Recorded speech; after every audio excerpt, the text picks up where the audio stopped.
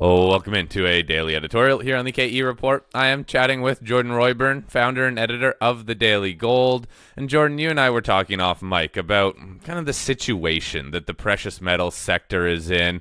And a comment that you and I both made is that you don't always have to be in the market owning stocks. Sometimes it's just a much better time and position to be in cash. Can you address this overall concept that I think sometimes investors get stuck on, the fact that they always want to be buying, they always want to be holding, but the market sometimes just it doesn't warrant it?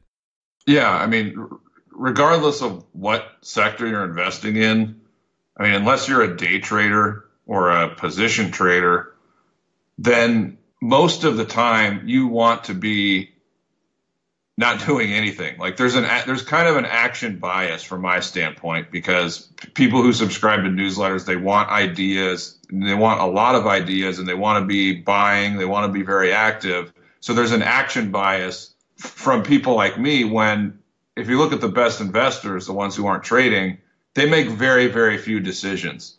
You know, they wait till they get a fat pitch, in their words, and then they buy, and they might take a little profit down the road and might sell some more. But I think we need to, keep this in mind given where we are right now. I mean, my big picture view, maybe it's wrong. I don't think it's going to be wrong, is that precious metals are not going to start to turn bottom. I should say they're not going to start to bottom until the Fed stops hiking. Now, we can debate if that's going to be in December or sometime next year. But, me personally, I'm looking at the technicals of the sector. They look pretty bearish to me. I don't see anything good here. I think we're going to see lower prices.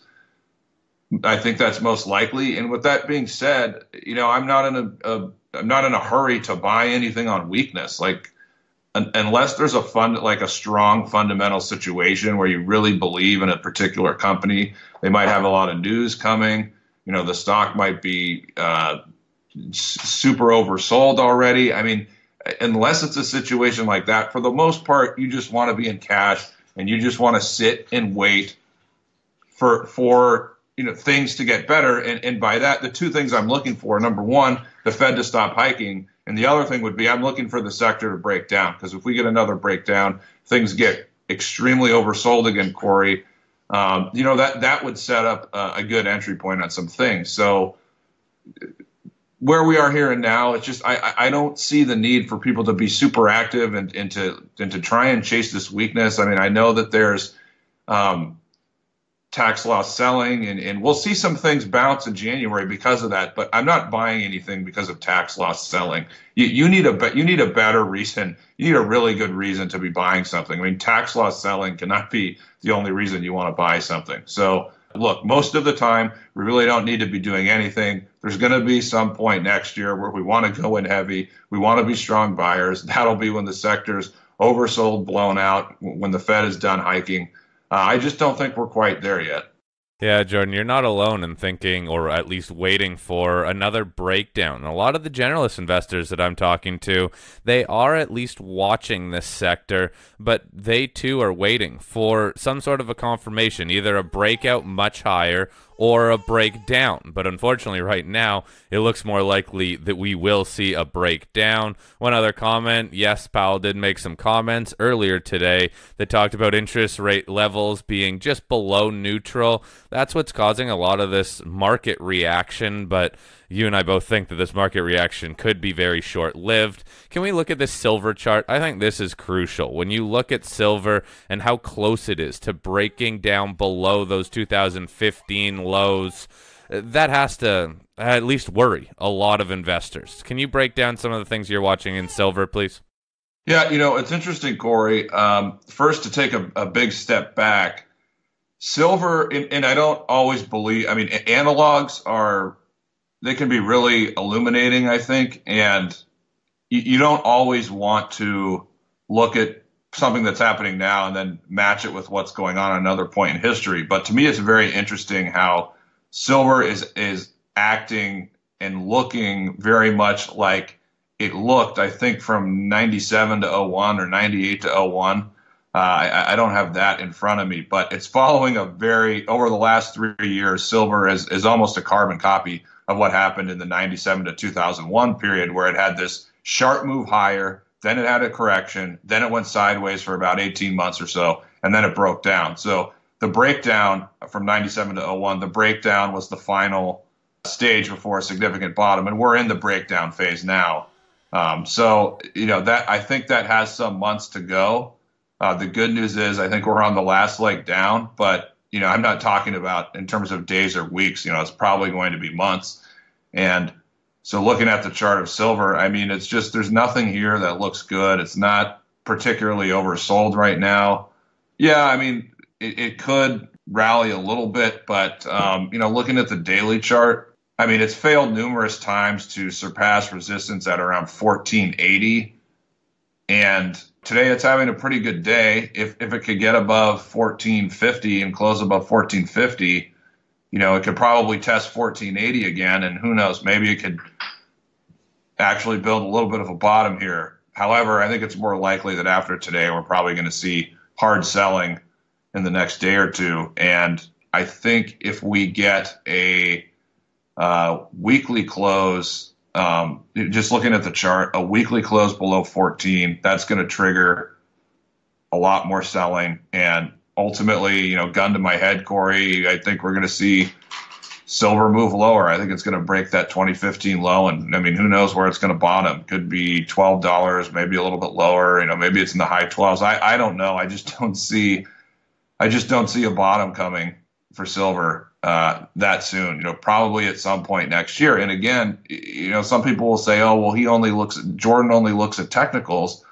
but I look at fundamentals too. And, more important than the technicals, Corey, and, and sentiment as well is the fundamental thing that we've been talking about for months and months. And that is, when is the Fed going to shift policy? When are they going to be done with hikes? Because when they indicate that they are done with hikes or will be done in a couple of months, I think that's going to be the time when we want to be accumulating and when we can look at these charts and start to think that a bottom is very possible. Yeah, Jordan, I hear you, man. It's just a tough market right now. But that's kind of the issue with silver and with the rest of the metals, is that a lot needs to change to get the ball rolling to the upside. Just one final comment, though. As we move through tax loss selling, you even said that's not a reason to be buying just because of the seasonality play of something like tax loss selling. More of the market does need to change.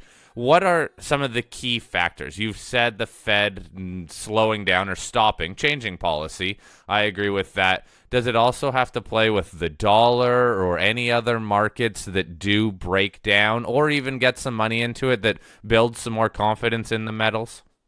Well, Corey, there's numerous factors or numerous things, I should say, that all factor in, which is, we've talked about it before. If the dollar gets, or if we want to see the U.S. stock market break down and go lower, we want to see the dollar go a lot higher. And so those, at the same time, when those things happen, we want to see gold breaking out against the stock market. We want to see gold outperforming foreign currencies.